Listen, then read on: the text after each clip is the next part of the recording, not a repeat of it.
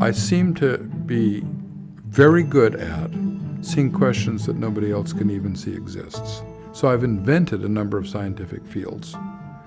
And it's always of the form of seeing a question that nobody sees, then finding a way to articulate it, then figuring out how could that possibly be. My name is Stuart Kauffman. I trained in philosophy and decided I wasn't smart enough to be a philosopher, so I became a doctor on the grounds that it's better to be a competent doctor than a merely competent philosopher. So, as it happens, I started my scientific life inventing huge networks of genes that turned one another on and off, called random Boolean networks.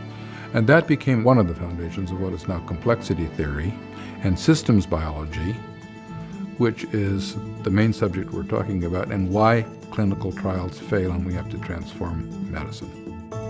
People have been wondering, is random clinical trial the gold standard that we think it is? We've just shown that it's not. Not to say you're bad guys. I mean, the FDA wasn't being a bad guy. The best ideas we had were random clinical trials.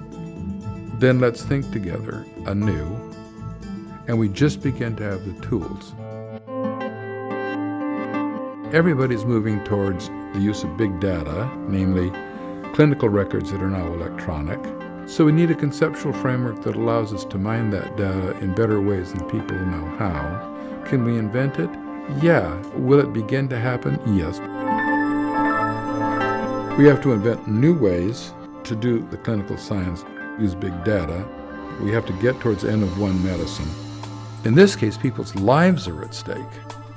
We're killing people. It's costing too much. The quality of your life in terms of medical care could be very much better. Help make it happen. Go get enraged and say, change it. We won't know right away what the thing to do is. Keep changing it.